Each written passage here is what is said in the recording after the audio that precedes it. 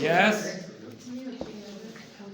इन लक्ष्यों की प्राप्ति के लिए ऐसी कार्यनीतियां बनाई गई जिनमें प्रखंड स्तर के संसाधन केंद्रों की स्थापना हेतु स्थानीय समुदाय समूहों एवं संस्थागत क्षमता निर्माण को सक्रिय रूप में शामिल किया गया। विराम। इस अभियान की रूपरेखा में शिक्षकों की नियुक्ति, उनका प्रशिक्षण, माता पिता तथा छात्रों को प्रेरित करना, छात्रवृत्ति, वर्दी, पाठ्य पुस्तकों आदि प्रोत्साहनों के प्रावधान शामिल थे। इस कार्यक्रम के अंतर्गत उन क्षेत्रों में नए विद्यालय खोलने का भी लक्ष्य रखा गया था, जहां विद्यालयी सुविधाएं कम हैं। विराम। अतिरिक्त कक्षों, शौचालय, पेयजल सुविधाओं आदि निर्मित करने संबंधी प्रावधानों के माध्यम से तत्कालीन विद्यालयी मूल संरचना को सुदृढ़ करने का भी लक्ष्य रखा गया था। सर्व शिक्षा अभियान में वार्षिक तौर पर 15,000 करोड़ रुपए का बजट है। इस अभियान के अंतर्गत न केवल 99% बच्चों की प्राथमिक स्कूल में भागीदारी बढ़ाई है, 3% 6 से 14 वर्ष के बच्चों को स्कूल छोड़कर जाने से भी रोका है। विराम। इस कार्यक्रम के अंतर्गत विशेषकर बालिका, पिछड़ी जाति, जनजाति के बच्चों और गरीब बच्चों पर ध्यान दिया जाता है। विराम। मोटे तौर पर सर्व शिक्षा अभियान की उपलब्धियां इस प्रकार रहीं। स्कूल दाखिला अनुपात जो वर्ष 1950-51 में 31% था, वर्ष 2003-04 में बढ़कर 85% हो गया। विराम। वर्ष 2001 में विद्यालय नहीं जाने वाले बच्चों की संख्या 3 करोड़ थी, जो वर्ष 2005 तक घटकर 95 लाख हो गई। विराम। वर्ष 2001 के बाद लगभग 2 लाख नए स्कूल खोले गए। विराम। लगभग 5 लाख नए शिक्षकों की नियुक्ति की गई। विराम। प्रथम कक्षा से 8वीं तक पढ़ने वाली सभी लड़कियों एवं अनुसूचित जातियों, जनजातियों के लगभग 6 करोड़ बच्चों को निःशुल्क पाठ्य पुस्तकें वितरित की गई। विराम। इस तरह यद्यपि सर्व शिक्षा अभियान के फलस्वरूप विद्यालय छोड़ने वाले बच्चों की संख्या में भारी कमी लाने में सफलता प्राप्त हुई है। सर्व शिक्षा अभियान को और प्रभावशाली बनाने के उद्देश्यों के साथ वर्ष 2010 में शिक्षा का अधिकार अधिनियम लागू किया गया। विराम। शिक्षा का अधिकार अधिनियम 2009 राज्य, परिवार और समुदाय की सहायता से 6 से 14 वर्ष तक के सभी बच्चों के लिए मुफ्त एवं अनिवार्य गुणवत्तापूर्ण प्राथमिक शिक्षा सुनिश्चित करता है।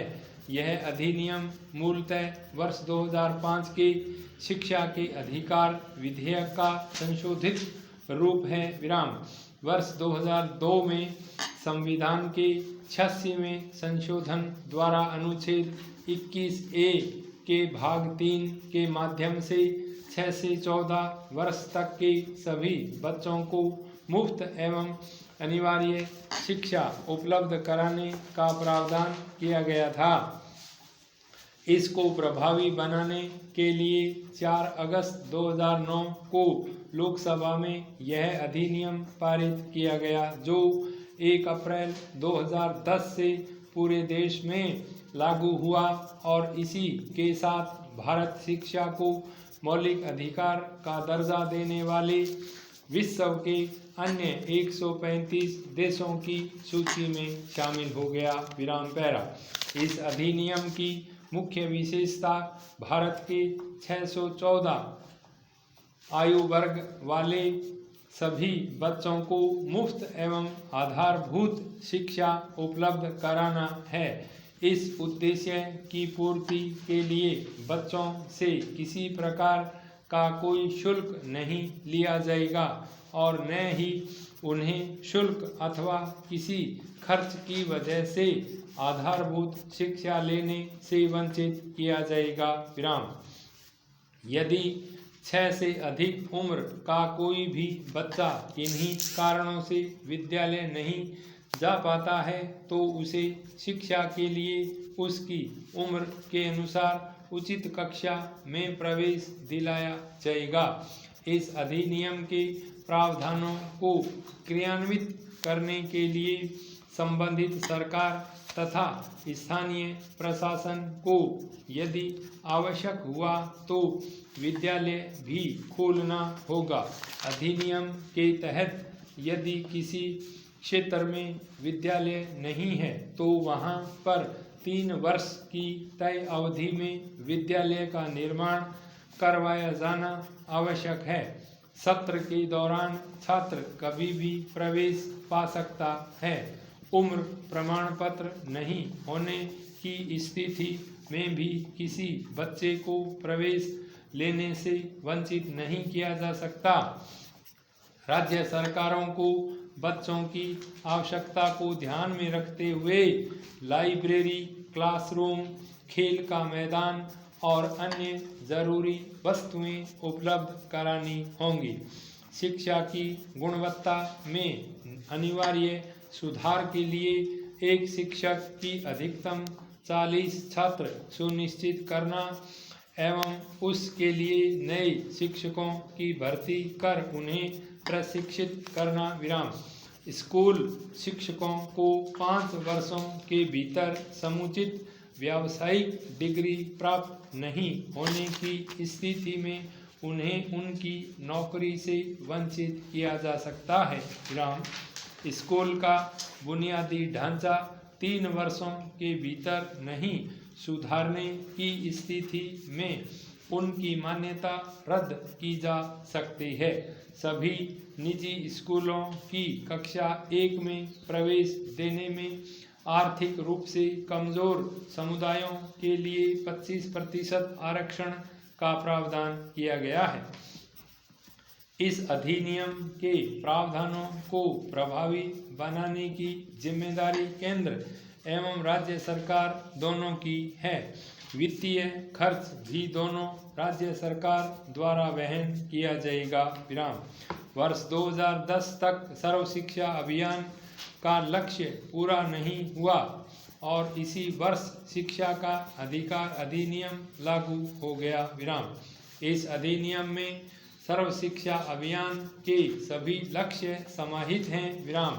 इसलिए केंद्र सरकार के मानव संसाधन मंत्रालय ने दिसंबर 2010 में यह निर्णय लिया कि सर्व शिक्षा अभियान को शिक्षा का अधिकार अधिनियम लागू करने का प्रमुख साधन बनाया जाएगा।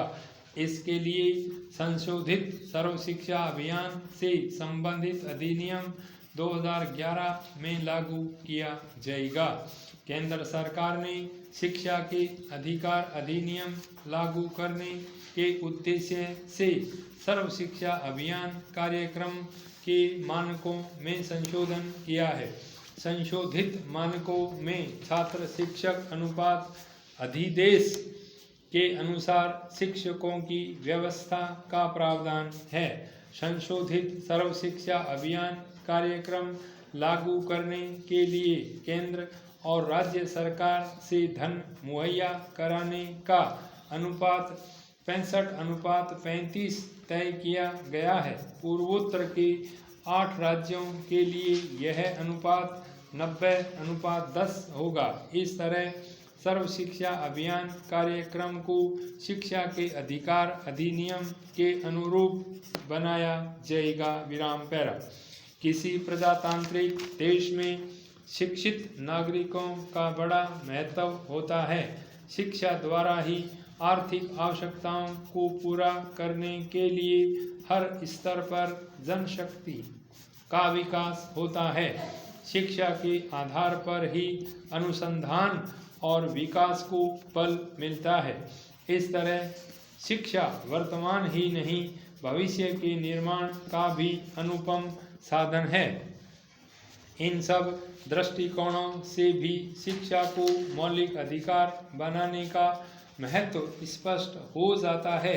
शिक्षा ही मनुष्य को विश्व के अन्य प्राणियों से अलग कर उसे श्रेष्ठ एवं सामाजिक प्राणी के रूप में जीवन जीने के काबिल बनाती है।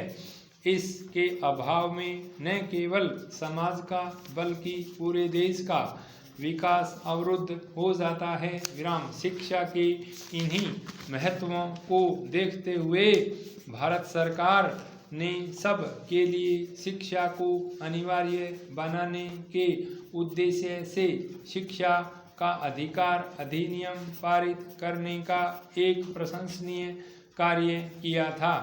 इस कड़ी में सर्व शिक्षा अभियान को इसका सहयोगी बनाना निसंदेह अत्यधिक लाभप्रद सिद्ध होगा। स्टॉप।